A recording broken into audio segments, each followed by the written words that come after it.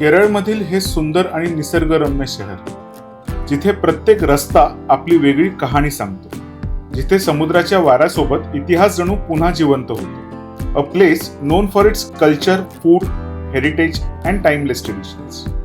This is Kochi. Hello everyone, मी आहे Siddhesh Prabhu and welcome back to थोडा मंच थोडा ट्रॅव्हल.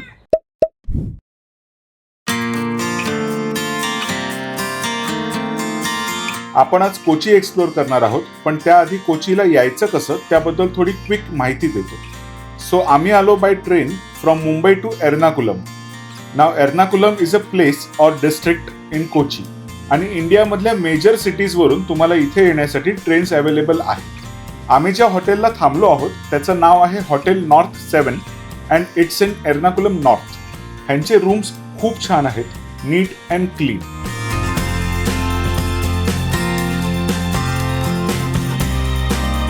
सो आत्ता आम्ही जिथे आहोत त्याचं नाव आहे मरीन ड्राईव्ह. इंटरेस्टिंग ना?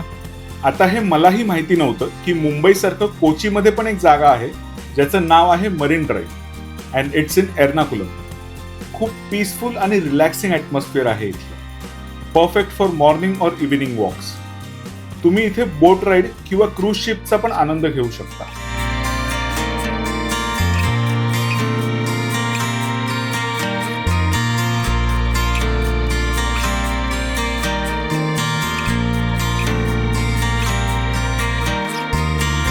इथून आम्ही जातोय फोर्ट कोची एक्सप्लोर करायला by India's first and only water metro.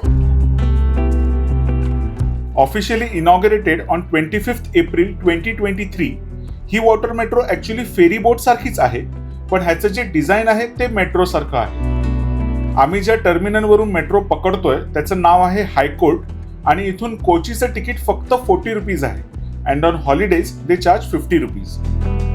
Starting from morning 7 AM to evening 8 PM इथे एव्हरी हाफ एन अवर मध्ये वॉटर मेट्रो असते. As compared to other boats, water metro is more organised, more safe, plus it is 100% electric.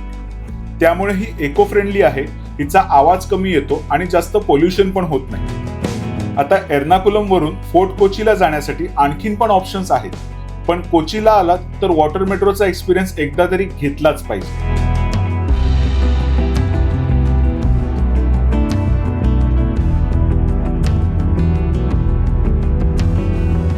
Fort कोचीला फिरण्यासारखं खूप काही आहे जे तुम्ही स्वतःहून एक्सप्लोर करू शकता, or you can also get a guide outside Fort Kochi metro station. So आम्ही भेटलो नजीबला, who is a guide and he is very friendly, polite and helpful.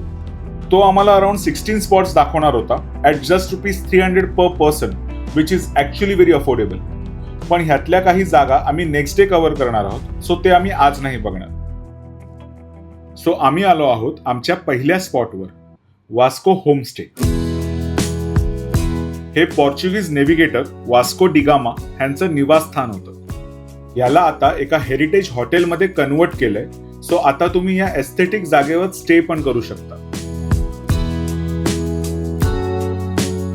Behind me is India's first European built church. It was built in 15th century आणि ह्याचं नाव आहे Saint Francis CSI church. या चर्चचं सर्वात खास वैशिष्ट्य म्हणजे 1524 मध्ये वास्को डिगामा यांचं कोचीमध्ये निधन झाल्यानंतर त्यांना सुरुवातीला इथेच बरी करण्यात आलं होतं. नंतर त्यांचे अवशेष पोर्चुगलला नेण्यात आले, पण त्यांची समाधी आजही इथेच पाहायला मिळते. हिस्ट्री आणि हेरिटेज एक्सपिरियन्स करण्यासाठी हा एक परफेक्ट स्पॉट आहे.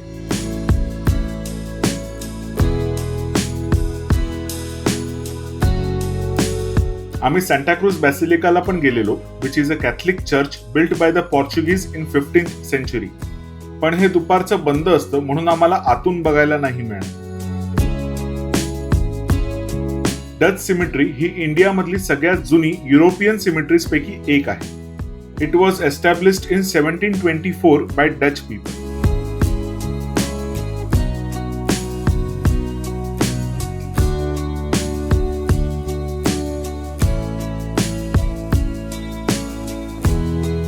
कोची मधला एक आयकॉनिक सिम्बॉल म्हणजे हे Chinese fishing nets.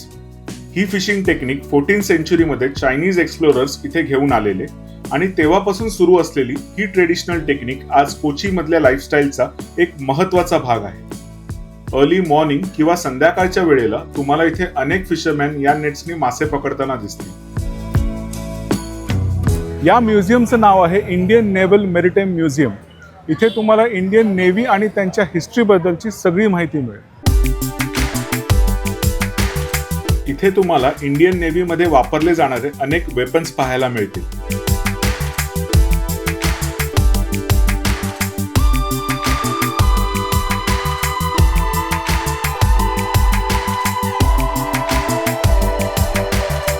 Indian navy शिपचे अनेक मॉडेल्स पण इथे डिस्प्लेला आहेत.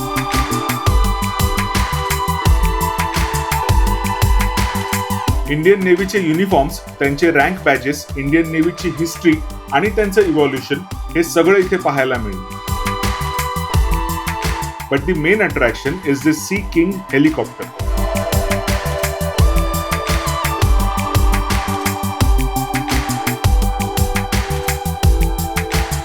म्युझियम खूप वेल मेंटेन्ड आहे with proper signboards everywhere.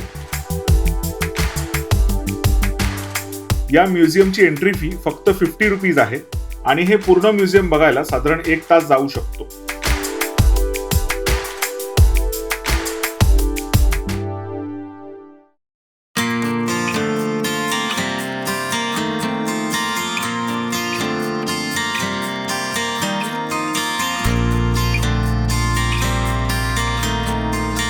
Hello everyone, welcome back to थोडा मंच थोडा ट्रॅव्हल. आज आपला कोची टूरचा सेकंड डे आहे. काल आपण फोर्ट कोची एक्सप्लोअर केलेलो. आज आपण जातोय मटनचेरी एरिया एक्सप्लोअर करायला. सो फोर्ट कोची अँड मटनचेरी हे दोन्ही एरियाज आजूबाजूलाच आहेत. सो तुम्ही फोर्ट कोचीवरून सुद्धा मटनचेरीला डिरेक्टली जाऊ शकता. आणि दुसरं म्हणजे काल जसं आपण हायकोर्ट एर्नाकुलमवरून फोर्ट कोचीसाठी आपण वॉटर मेट्रो केली, तसंच हायकोर्टवरून तुम्हाला मटनचेरीसाठी सुद्धा वॉटर मेट्रो अवेलेबल आहे.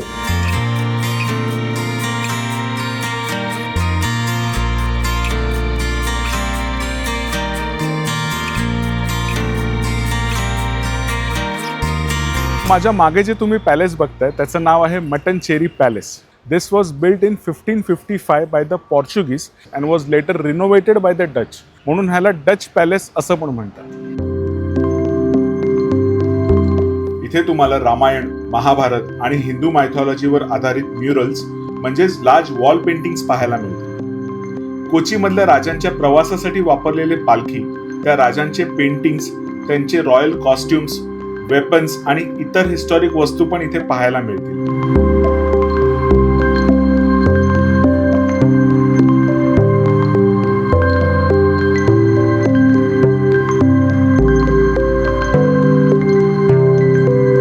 अच्छा, इथे मटनचेरीमध्ये एक अशी जागा पण आहे जी खूप हिस्टॉरिक आहे, पण त्याची एक स्वतःची वेगळी ओळख पण आहे.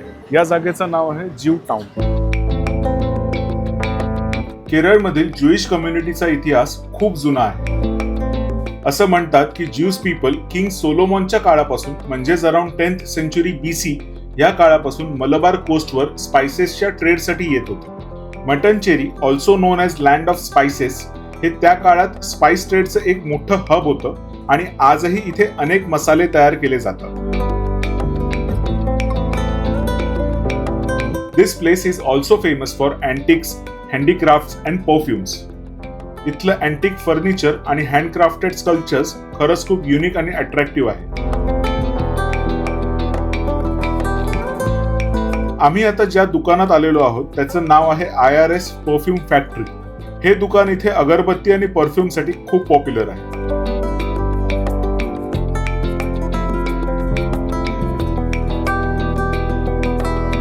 वर्ल्ड्स बिगेस्ट हँडमेड अगरबत्ती अँड बिगेस्ट परफ्यूम बॉटल तुम्हाला इथे बघायला मिळेल.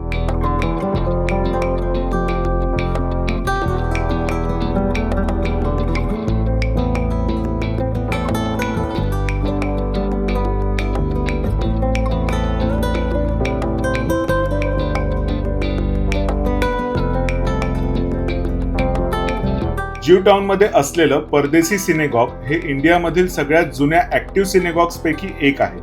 दिस वॉज बिल्ट इन 1568 आणि हे परदेसी म्हणजेच फॉरेन ज्यूजच्या वाढत्या कम्युनिटीसाठी एक वर्शिप प्लेस होतं. हे परदेसी ज्यूज मेनली स्पॅनिश आणि पोर्चुगीज ओरिजिनचे होते आणि ते आधीपासून कोचीमध्ये राहणाऱ्या मलबारी ज्यूइश कम्युनिटीपेक्षा वेगळे मानले जात होते.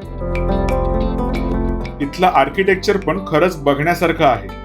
इथले ग्लास चॅन्डेलियर्स हे बेल्जियम मधून मागवलेले आहेत. आणि इथलं मेन हायलाइट म्हणजे हे ब्ल्यू आणि white hand painted tiles which are brought from China. हे हँड पेंटेड असल्यामुळे each tile has a different design, so एकही टाईल एक्झॅक्ट सेम नाहीये. या सिनेगॉग मध्ये एक पेंटिंग हॉल पण आहे, जिथे तुम्हाला ज्यूज आणि कोची महाराजास मधल्या हिस्टॉरिकल बॉन्डची माहिती देणारे पेंटिंग्स पाहायला मिळतील. Kathakali, a traditional Indian dance drama, Kalaripayattu, an ancient Indian martial art also known as the mother of all martial arts, and Theyyam, a vibrant ancient ritual art. All these are a significant part of Kerala's cultural heritage. आणि आम्ही आलेलो आहोत Kochi folklore ओडियमला हे सगळं अनुभवायला. कथकली हे फक्त dance नाही तर फुल स्टोरी टेलिंग परफॉर्मन्स आहे. यातल्या स्टोरीज मेनली हिंदू मायथॉलॉजी मधून घेतल्या जातात. हेवी मेकअप, कलरफुल कॉस्ट्युम्स आणि एक्झॅजरेटेड फेशियल एक्सप्रेशन्स ही याची ओळख आहे. ह्याचे परफॉर्मर्स बरीच वर्ष ट्रेनिंग घेतात, especially for I movements and hand gestures. कारण कथकलीमध्ये डायलॉग नसतो, एक्सप्रेशन्स आणि जेस्चर्स मधूनच स्टोरी सांगितली जाते.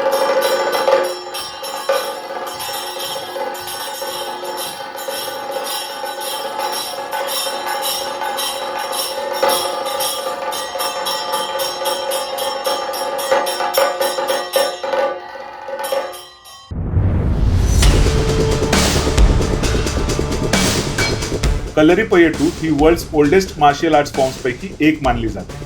कलरीपयट्टूमध्ये स्वॉर्ड, शिल्ड आणि स्टिक फायटिंग टेक्निक्स खूप पॉवरफुल पद्धतीने शिकवल्या जातात. यात ॲक्रोबॅटिक्स आणि एक्स्ट्रीम बॉडी फ्लेक्सिबिलिटीवर खास भर दिला जातो, ज्यामुळे फायटर्समध्ये स्पीड आणि बॅलन्स जबरदस्त असतो.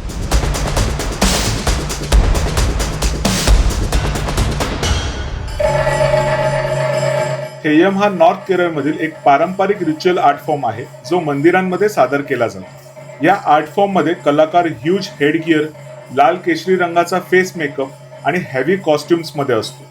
परफॉर्मन्स दरम्यान कलाकार देवाचा रूप घेतो असं मानलं जातं आणि स्थानिक लोक देवासारखी त्याची पूजा करतात. याची एनर्जी नेक्स्ट लेवल असते आणि कलाकाराला लाईव्ह परफॉर्म करताना बघणं is pure goosebumps.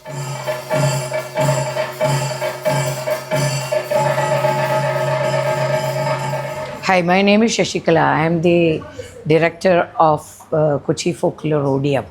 Kochi Folklore Odium actually presents Kerala's traditional dance Kathakali from 6 to 7 p.m. with a detailed makeup session before that. From 4 to 5, we are showing the guests how the people are getting ready for such a show. And then 7:15 to 8 o'clock, we are going to the martial art and Theyyam. Actually, we started this institution in 2024 and now we are just in a growing stage, and I myself is a performer for the last 45 years in Kathakali, and still whenever good opportunity comes I am performing. So we are doing this show not only to the tourism industry, we are just trying to propagate this art forms to the people, among the people of the different states or different countries.